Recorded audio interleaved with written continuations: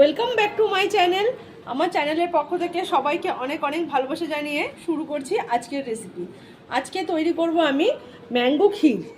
তো আম দিয়ে আমের একটা ক্ষীর রেসিপি তৈরি করব। এখানে নিয়ে নিয়েছি আমি ফুল ক্রিম দুধ, এখানে আছে গ্রেট করা খোয়া ক্ষীর, আর এখানে নিয়ে নিয়েছি আমি 4টে পাকা আম। এটাও কিন্তু পাকা আম আর এগুলোও পাকা আম। তো আমের ক্ষীর করার জন্য প্রথমে আমি দুধটাকে জাল দিয়ে নেব। এখানে গ্যাসের ওভেনে আমি একটা পাত্র বসিয়ে দিয়েছি, তাতে দিয়ে দিচ্ছি আমি 500 গ্রাম দুধ। এটা কিন্তু ফুল ক্রিম দুধ আছে। দুধটা ফুটে গেছে, এটাকে কিন্তু বেশ করে জাল দিয়ে এভাবে নাড়তে থাকবেন। এভাবে নেড়ে নেড়ে যাতে এখানে কিন্তু সর পড়তে দেওয়া যাবে না, আর দুধটা এভাবে জাল করে ঘন করে নিতে হবে। তো কিছুটা চিনি,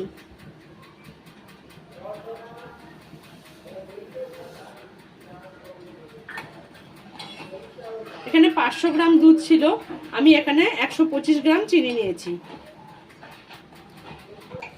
দুধটা কিন্তু কিছুক্ষণ জাল করে নেওয়ার পরে আমি এখানে অল্প একটু দুধ তুলে নেব একটা বাটিতে। খোয়া ক্ষীরটা ছিল সেটা এবার আমি এই দুধের মধ্যে দিয়ে দিচ্ছি। এটাকে দিয়ে এটাকে খুব ভালো করে মিশিয়ে নিতে হবে। এভাবে কিন্তু নেড়ে নেড়ে খোয়া ক্ষীরটাকে দুধের সাথে একদম খুব ভালোভাবে মিশিয়ে দেব। এবার যে দুধটা আমি তুলে রেখেছিলাম তার মধ্যে দিয়ে দিচ্ছি 1 চামচ কর্নফ্লাওয়ার। এবার এই 1 চামচ কর্নফ্লাওয়ার দুধের সাথে খুব ভালো করে গুলে নেব। দেখুন দুধটা কিন্তু জাল দিয়ে অনেকটাই ঘন হয়ে গেছে, আর খোয়া ক্ষীরটা কিন্তু সম্পূর্ণ দুধের সাথে মিশে গেছে। আচ্ছা, এখানে বলে দিই আমি এখানে খোয়া ক্ষীর ব্যবহার করেছি, আপনারা চাইলে কিন্তু কনডেন্স মিল্কও দিতে পারেন, কিংবা গুঁড়ো আমুল দুধও ব্যবহার করতে পারেন। সেক্ষেত্রে বলবো খোয়া ক্ষীর বা কনডেন্স মিল্ক ভালো হবে, না থাকলে গুঁড়ো দুধ ব্যবহার করবেন।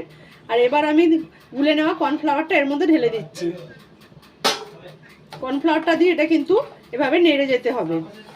আর এই 500 গ্রাম দুধের জন্য 1 চামচ কর্নফ্লাওয়ারই যথেষ্ট, খুব বেশি গাঢ় করব না, তাই কিন্তু খুব বেশি কর্নফ্লাওয়ার দেওয়া যাবে না। কম আছে কিন্তু দুধটা জাল দিয়ে এইভাবে ঘনত্বটা ঠিক এরকম চলে এসছে দেখুন। এবার এর মধ্যে দিয়ে দেবো আমি কিছু কুচনো বাদাম। তো দিয়ে দিচ্ছি কুচো করা বাদাম।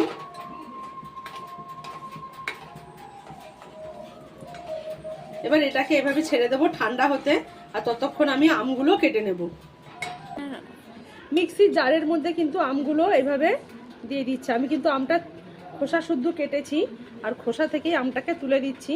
এই আমের খোসাটা কিন্তু আমি পরে ব্যবহার করব, তাই সেই জন্য আমি কিন্তু খোসা থেকে আমটা এভাবে চামচের সাহায্যে তুলে নিচ্ছি।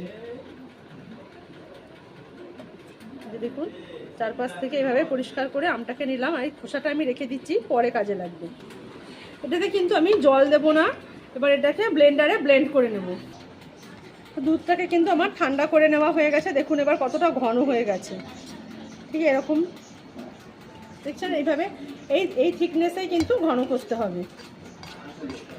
আর এখানে আমি আমটাও মিক্সিতে বেটে নিয়েছি। এবার এটাকে এর মধ্যে দিয়ে দেব, আর এভাবে মিশিয়ে নেব।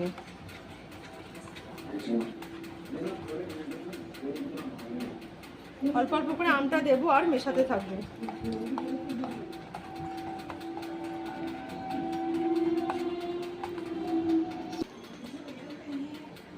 দেখুন এভাবে আমটার সাথে কিন্তু যে দুধটা আমি জাল দিয়ে রেখেছিলাম আর ব্লেন্ড করা আমটাকে এভাবে একটা হুইস্কারের সাহায্যে খুব ভালোভাবে মিশিয়ে নিচ্ছি। দেখুন আমার কিন্তু এটা মিশিয়ে নেওয়া হয়ে গেছে। এই দেখুন এটা কিন্তু খুব ভালোভাবে এইভাবে মিশিয়ে নিতে হবে। আর আম কিন্তু ব্লেন্ড করার সময় খেয়াল রাখতে হবে যাতে কোনো আম গোটা না থেকে যায়, সবটা যেন সম্পূর্ণ ভালোভাবে মিশে যায়। তো এটা আমার তৈরি হয়ে গেছে। তো এবার আমি এরকম দুটো কাচের বাটি নিয়ে নিয়েছি, বাটির মধ্যে এবার এই আমের মিশ্রণটা দিয়ে দেব।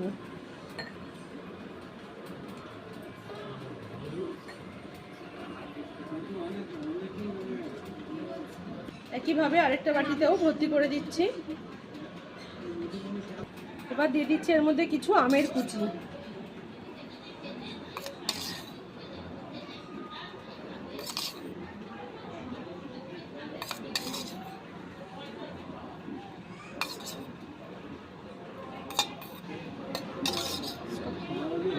দিয়ে দিচ্ছি অল্প একটু মধু।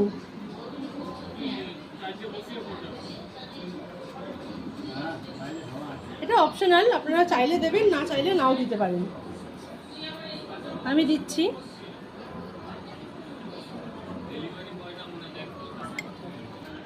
আর দিয়ে দিচ্ছি অল্প একটু খোয়া ক্ষীর।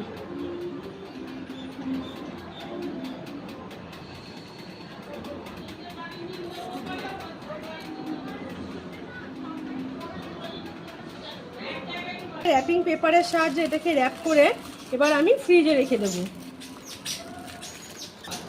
আমি কিন্তু একটা গার্ডারের সাহায্যে এটাকে আটকে নিচ্ছি।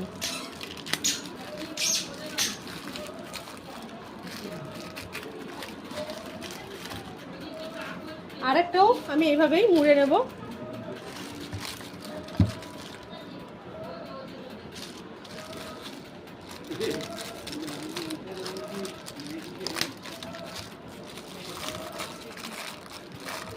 দেখুন এবার এটাকে এইভাবে 5-6 ঘন্টা ফ্রিজে রেখে দেবো, তারপর ফ্রিজ থেকে বার করে পরিবেশন করব। যে আমের খোসাগুলো রেখে দিয়েছিলাম, আপনারা চাইলে বাটিতে না দিয়ে এই খোসার ভিতরেও কিন্তু এইভাবে এটাকে ভর্তি করে ফ্রিজে জমিয়ে পরিবেশন করতে পারেন। তো আমি এখানে নিয়ে নিয়েছি 2টো আমের খোসা। এই আমের খোসার ভিতরেই আমি কিন্তু এই আমের মিশ্রণটা দিয়ে দিচ্ছি।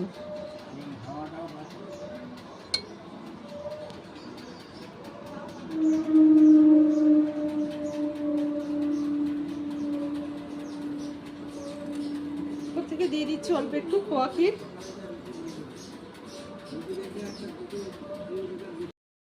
দেখুন 4 ঘন্টা পর এটাকে আমি ফ্রিজ থেকে বার করে নিয়েছি এবং খুলে দেখাচ্ছি। দেখুন এটা কত সুন্দর জমেছে।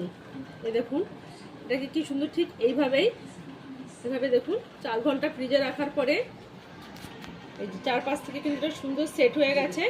এভাবেই কিন্তু বাড়িয়ে দেখুন আমি আপনাদের একটা কেটে দেখাচ্ছি।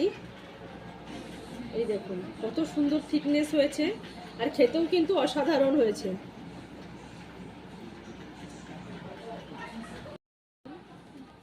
তো একবার রেসিপিটি এইভাবে বানিয়ে দেখুন, আর প্লিজ চ্যানেলটি সাবস্ক্রাইব করুন। তো অবশ্যই কমেন্ট করে জানাবেন যে আমের ক্ষীর কেমন খেতে হয়েছে। সবাইকে ধন্যবাদ।